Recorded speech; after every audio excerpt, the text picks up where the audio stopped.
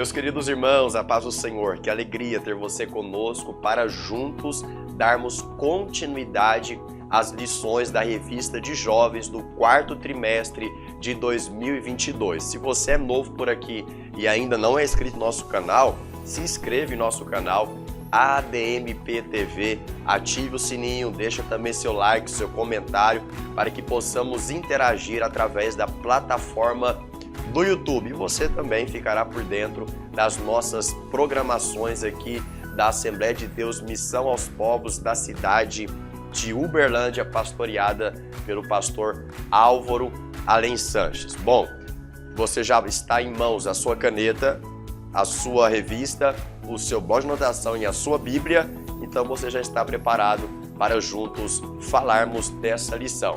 Vamos?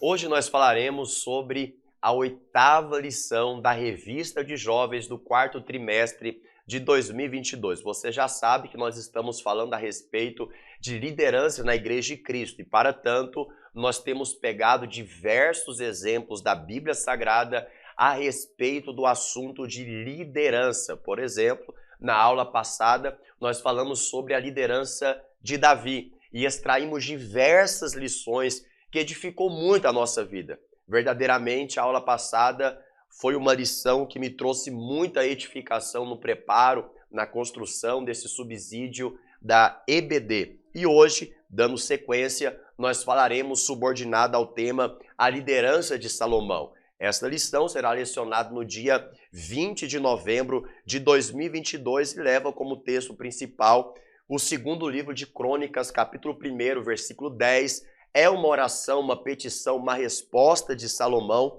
que diz assim: dai-me, pois, agora sabedoria, conhecimento, para que possa sair e entrar perante este povo. Porque quem poderia julgar a este teu tão grande povo? Eu acho interessante a petição de Salomão, quando ele está respondendo a Deus, quando ele está dialogando com Deus, e este versículo traz muito bem esse achado interessante da minha parte, porque diz assim, ó: dai-me, pois, agora sabedoria e conhecimento, para que possa sair e para que possa entrar perante este povo. Normalmente, qualquer pessoa diria para que eu possa entrar e para que eu possa sair, mas Salomão, a ordem das suas palavras é que eu possa sair e entrar perante este povo, porque muitas das vezes é fácil você entrar. O difícil é você sair sem machucar ninguém.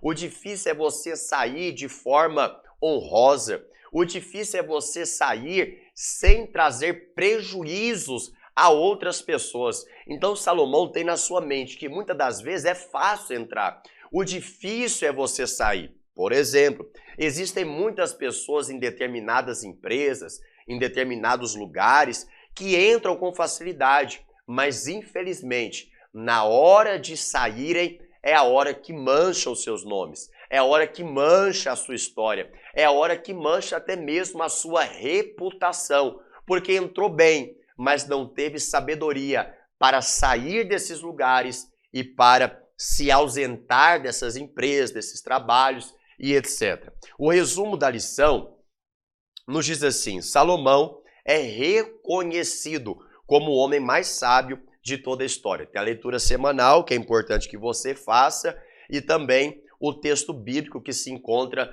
no segundo livro de Crônicas, capítulo 1, versículo 1 ao versículo número 12. Por ser tão extenso, nós não iremos fazer uso da leitura nesse subsídio, mas é importante também que você faça, antes da preparação dessa aula, do estudo dessa lição de número 8, que você faça essa lição do texto bíblico. Aproveita, leia também a leitura semanal, como eu acabei de te dizer, e leia todo o capítulo inicial, capítulo 1 introdutório do livro de 2 Crônicas. Combinado? Bom, então nós podemos ir para a introdução.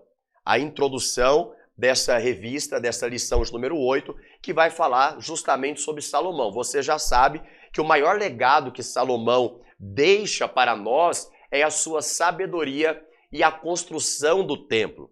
Relembrando um pouco a história e o contexto que nós estamos nos envolvendo, que Davi tinha o desejo no seu coração de construir um templo para Deus. Só que quando Davi assenta esse desejo no coração, o próprio Deus fala com Davi que não era ele que iria construir. E existe uma importância muito grande em sabermos quando nós faremos certas coisas e se é nós que faremos tais coisas. Porque a pior coisa que existe de um líder é ele fazer uma coisa que ele não deveria fazer. É ele entrar em lugares que ele não deveria entrar. É ele ter sucesso aonde Deus não plantou. Então Davi, reconhecendo, entendendo e recebendo a palavra de Deus, não contrária a ela, Davi começa a preparar os recursos para que o seu filho, o seu sucessor, construísse esse templo e então obedecesse à voz de Deus. Só que Salomão também é tido como legado de sabedoria. E ao longo desta lição nós entenderemos o porquê disso.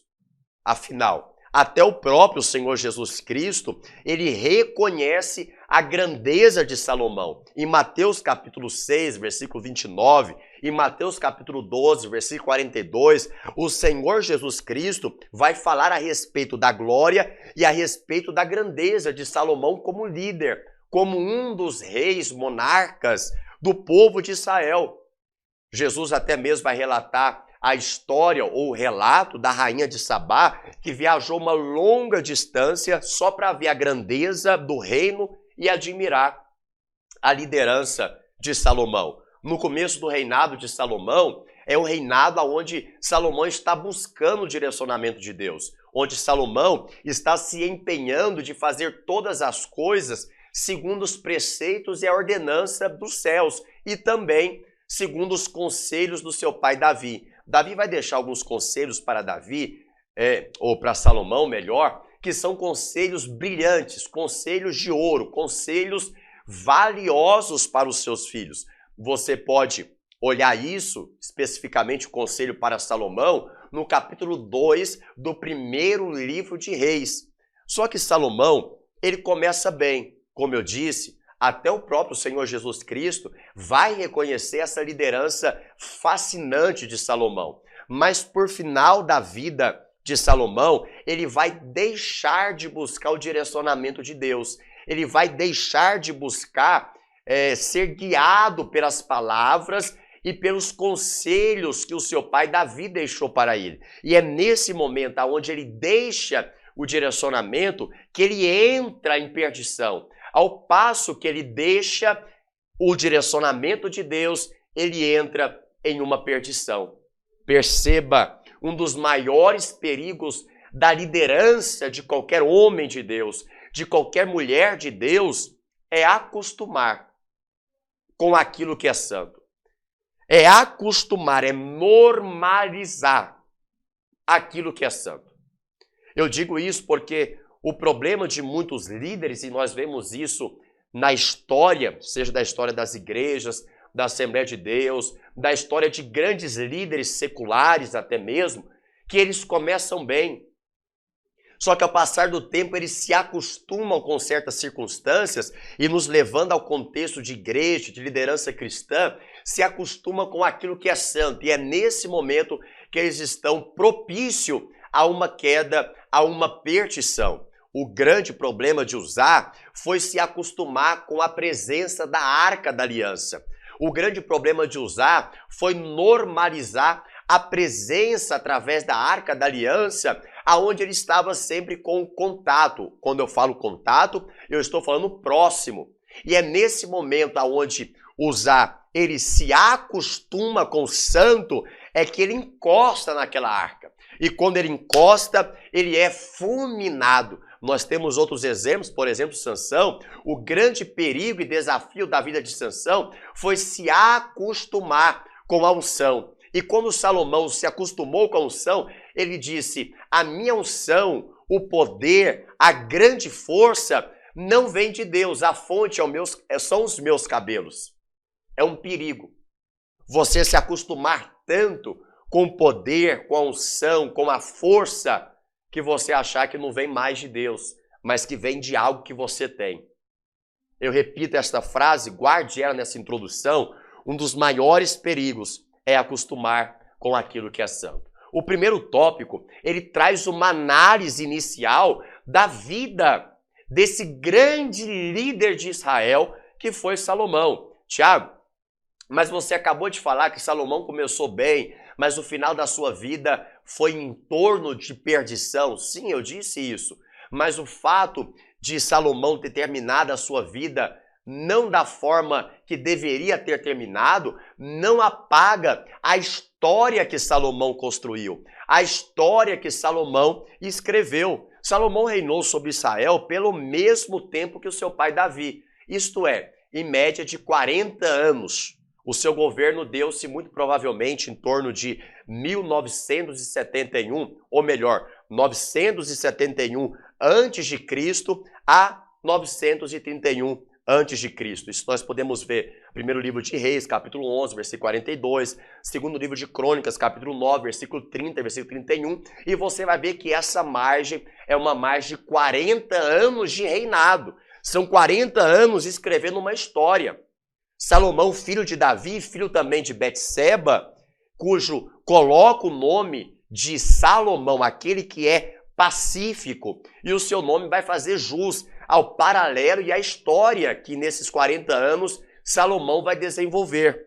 Porque fato é que o perfil do seu reino, a característica desses 40 anos, como principal característica, foi a harmonia, foi a pacificidade, foi a paz sobre esse reino, foi a tranquilidade que tanto Salomão quanto aquele povo passou por aquele período.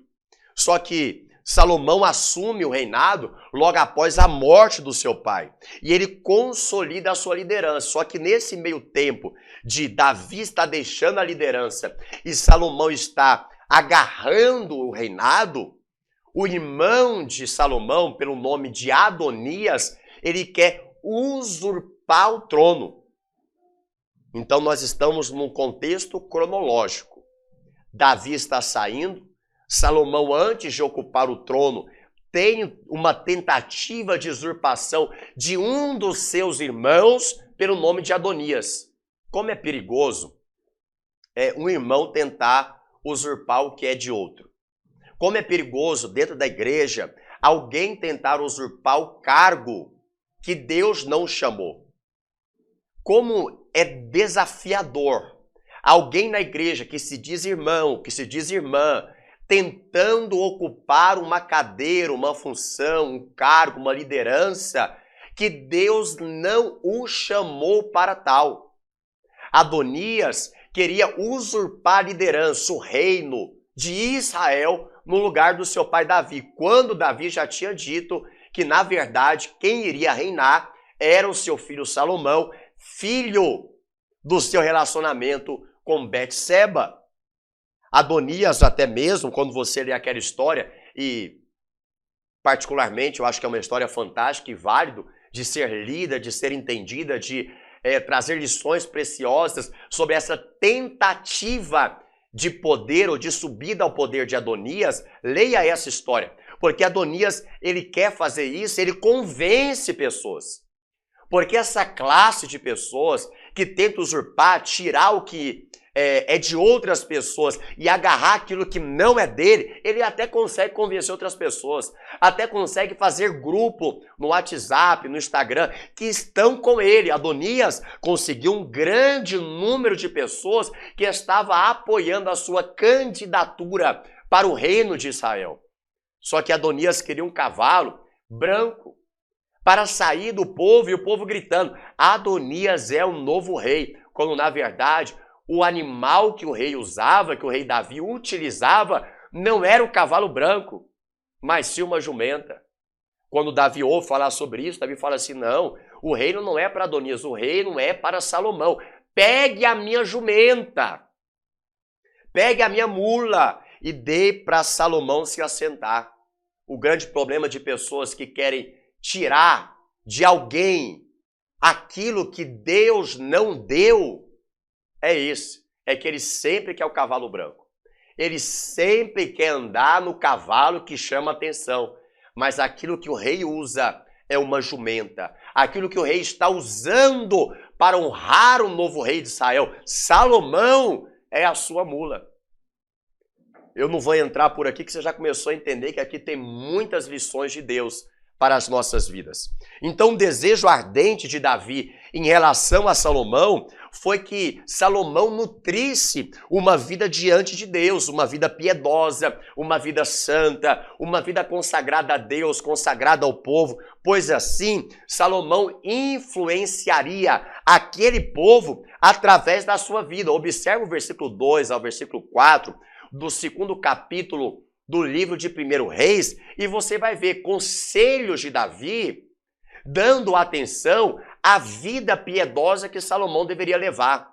Perceba que Davi não está preocupado simplesmente com a oratória, com a forma que Salomão fala, com as palavras que ele coloca, mas sim com a vida que ele leva. Porque o povo olha mais para a nossa vida do que para as nossas palavras. O que vale para o povo, muito mais do que as nossas palavras, é a vida que levamos. Muito mais com as palavras ditas, é as atitudes feitas. Eu repito essa frase. Cuidado, porque o líder deve ter uma vida irrepreensível. O apóstolo Paulo, falando a Timóteo, o líder jovem Timóteo e o líder jovem Tito, Paulo vai falar veementemente sobre a irrepreensibilidade que esses dois líderes, esses dois jovens deveriam ter em suas histórias, em suas lideranças, em seus ministérios. Com Salomão não é diferente. Davi está preocupado com Salomão no quesito testemunho, no quesito vida, porque todo líder, a maior pregação que ele tem é a sua vida vivida diariamente. Quando nós olhamos, então, para o 3º capítulo, ou até mesmo para o texto principal que nós lemos, nós vemos uma atitude fantástica de Salomão. E eu acredito que grande parte dessa atitude é dada pelo tempo e pelas experiências que Davi passou para Salomão. Seja por fontes que falaram para Salomão, ou seja pelos conselhos dados pelo próprio pai ao seu filho. Tiago, qual que é essa escolha? A escolha onde Salomão vai optar pelo pedido de sabedoria e pelo pedido de conhecimento. No primeiro livro, ou melhor, primeiro capítulo, versículo 10 do 2º livro de Crônicas, que nós lemos, que é o texto principal, diz: dá-me, pois, agora sabedoria e conhecimento para que eu possa sair e entrar perante este povo. Porque quem poderia julgar um povo tão grande como esse? Então Salomão reveste-se de humildade e diz: Senhor, eu quero sabedoria e conhecimento para que eu possa sair e para que eu possa entrar. Para que eu possa entrar e para que eu possa sair. Para que eu possa guiar este povo. Porque tão grande povo é este que tu me colocaste na liderança. Tiago, o que eu posso aprender com o pedido, com a resposta, com a conversa de Salomão? Ora, as escolhas revelam as nossas prioridades. As escolhas revelam as verdades que existem dentro do nosso coração. Deixa eu abrir um parênteses.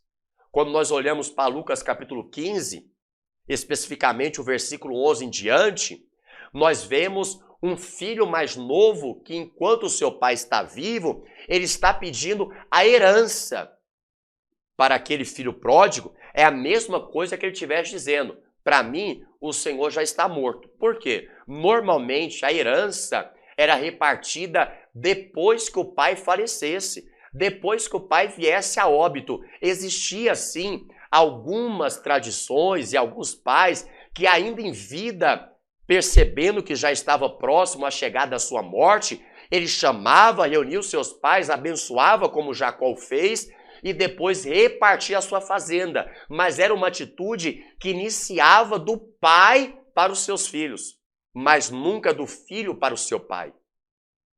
Porque se fosse do filho para o pai, isso seria uma atitude de desonra, uma atitude desonrando a paternidade que existia naquele lar.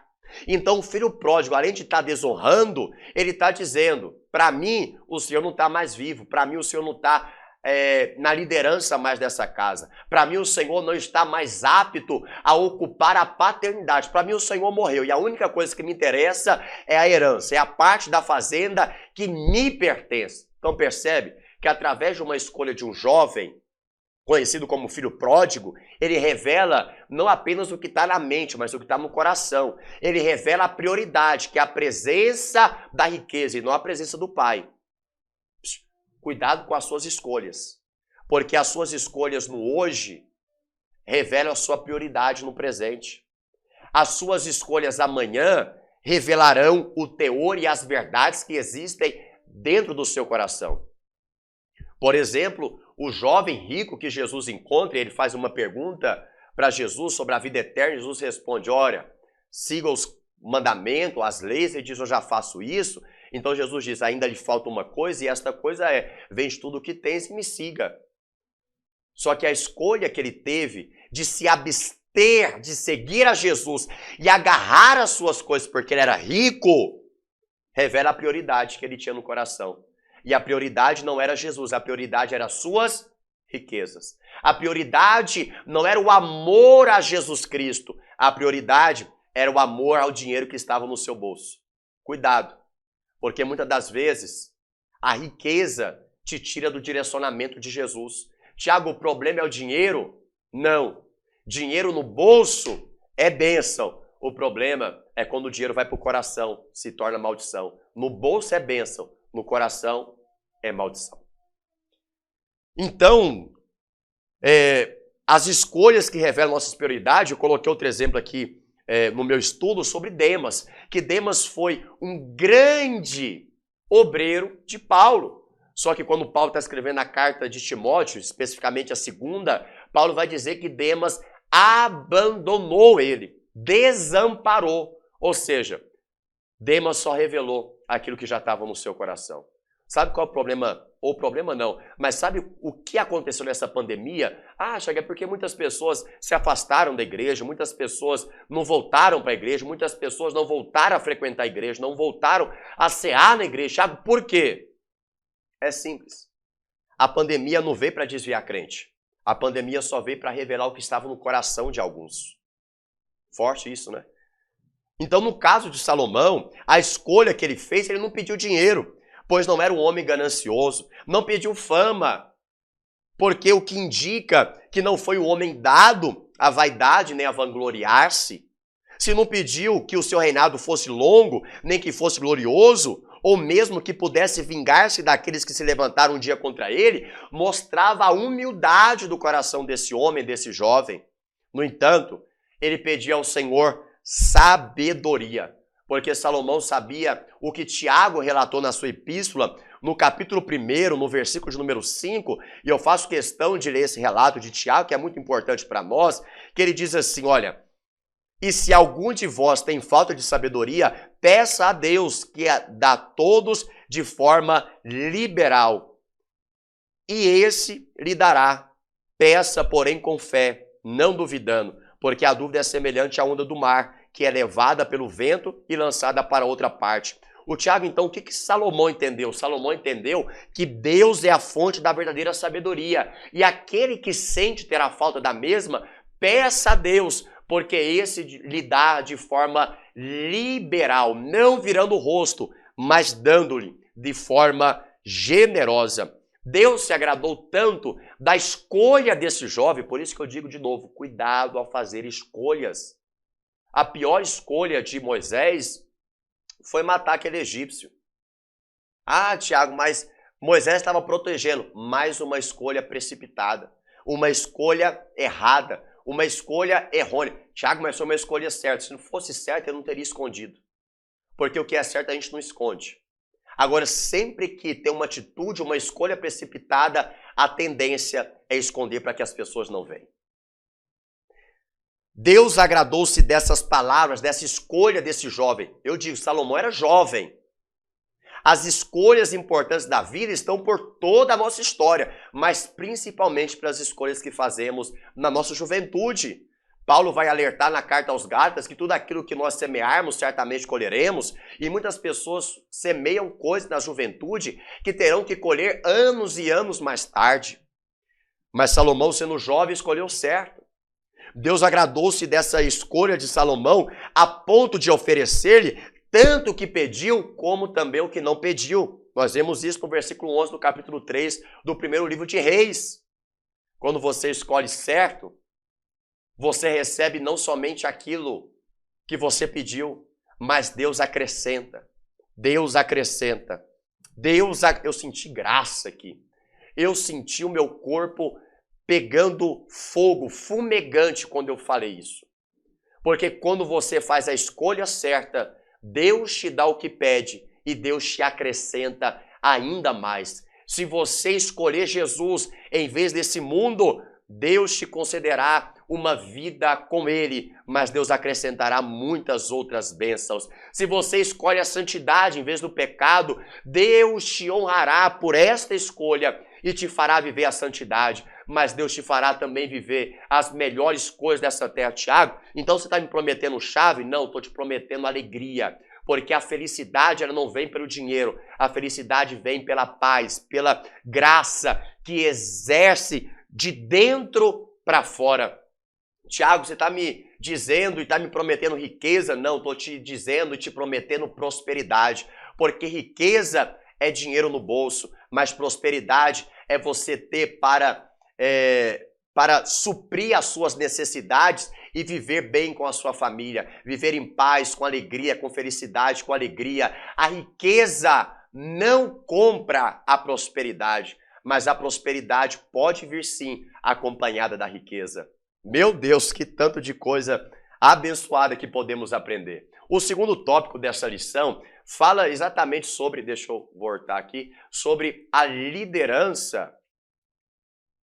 Isso, deixa eu passar mais um. Pronto. A liderança de Salomão. Que Salomão foi um líder influenciador, foi um líder que soube, no meio da sua liderança, deixar que pessoas participassem, se sentindo úteis. Nós já falamos sobre isso.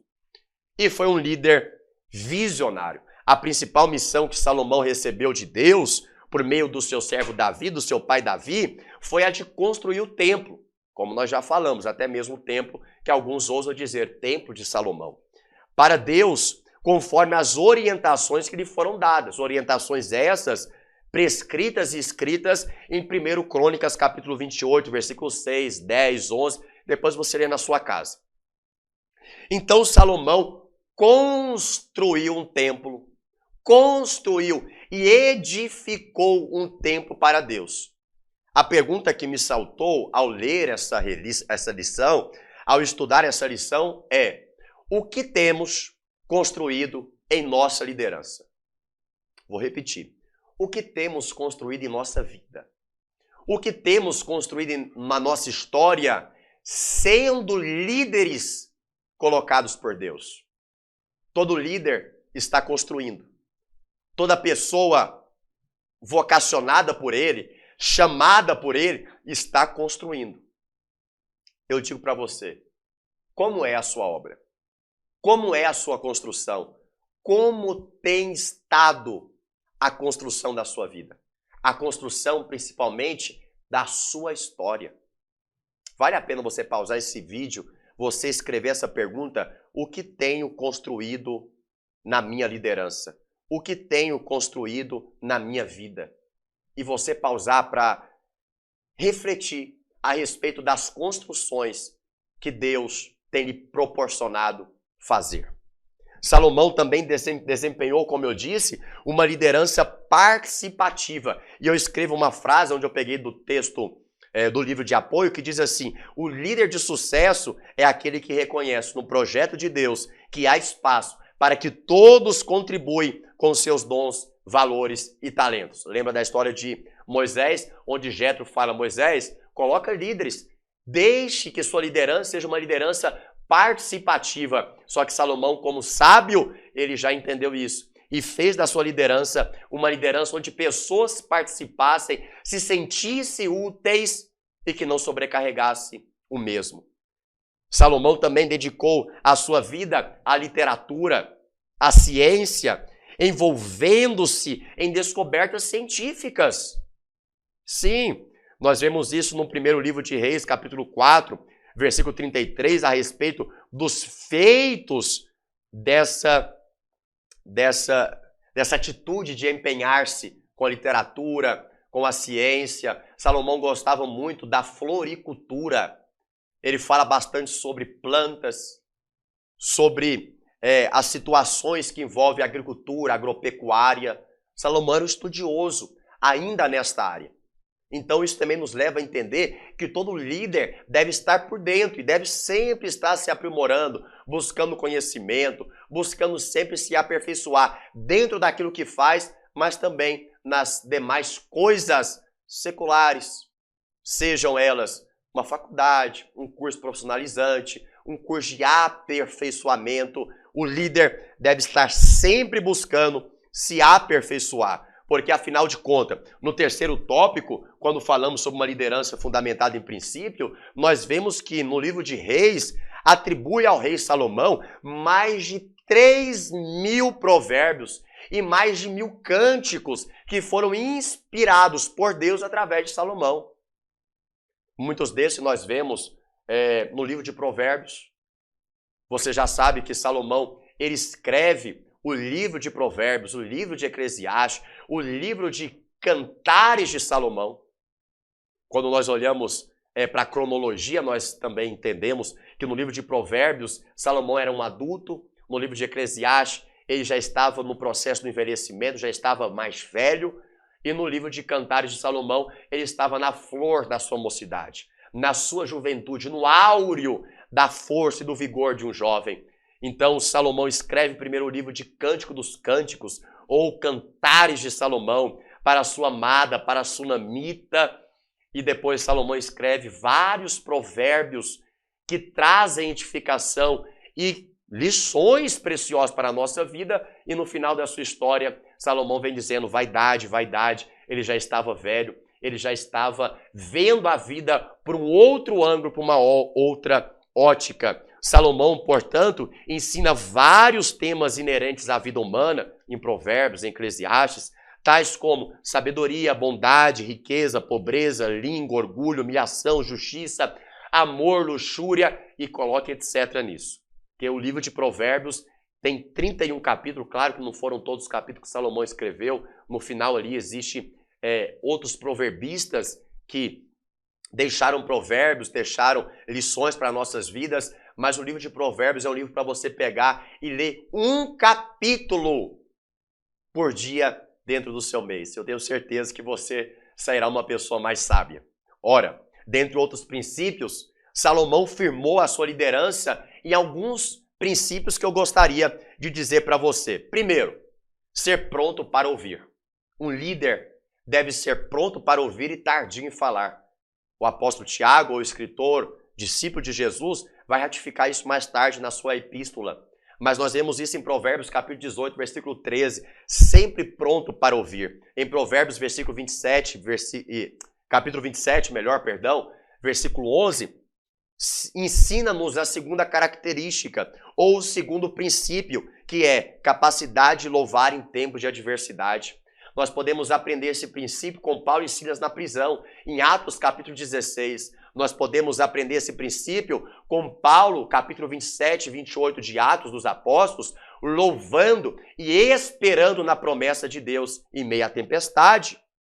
Terceiro princípio é a justiça. Nós vemos isso, e nós já lemos também esse versículo em aulas passadas, no capítulo 17, Provérbios, versículo 26. Quarto princípio é trabalho árduo. Nada que nós não trabalhamos para conquistar, teremos. E tudo que vem de graça é muito perigoso. Então, trabalho árduo faz de um líder de sucesso. Vemos isso em Provérbios, capítulo 12, versículo 24. Quinto, flexibilidade às novas ideias. Não ser ranzinza, não ser carudo, não ser aquela pessoa que corta outros, não. Em Provérbios, versículo 18, em capítulo 18, versículo 15, fala sobre isso. Em Provérbios 18, versículo 17, que é o sexto fundamento é dar oportunidade para que todos falem. Próximo princípio, resiliência, Provérbios 24, 10. Próximo, hora certa para falar, Provérbios 15, 23. Busca persistente do conhecimento, já falei sobre isso nessa aula, Provérbios 2, versículo 2 ao versículo 3. Interiorizar a verdade na vida do líder, Provérbios 24, versículo 5.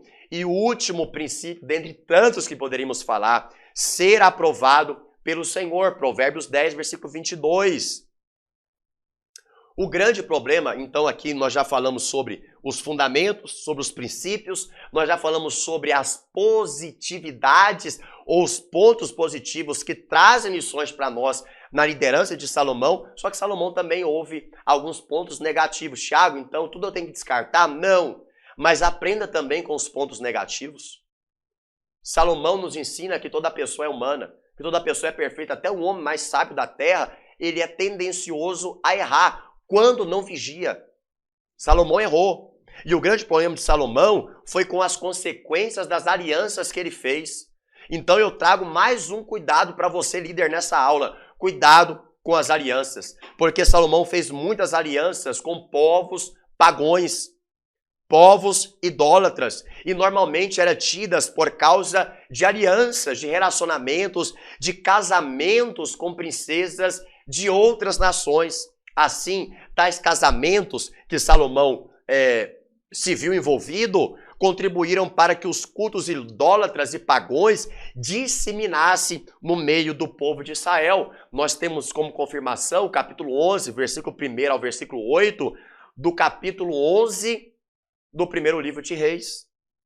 Outro sim é que Salomão, ao longo da sua história, ele vai ter diversos gastos pelas alianças que ele fez, pela forma que ele governou, ele elevou os impostos e também colocou o povo numa situação difícil. Quando o povo se vê oprimido pelos impostos elevados, impostos que trazem dificuldade àquele povo, ele deixa o povo de Israel também em uma situação complicada. Bom, assim nós terminamos a 8ª lição dessa revista. Nós falamos sobre pontos positivos, importantes, perguntas que mexem, que levam-nos à reflexão, mas também falamos sobre o cuidado que devemos ter com as alianças, que foi um dos principais pontos aonde Salomão vai pecar, onde Salomão vai deslizar com as alianças feitas por causa de relacionamentos, por causa de governo, por causa de casamentos, e aonde os cultos vão entrando de forma sorrateira para a nação de Israel, e o próprio Salomão se vê envolvido em cultos e adorações a outros deuses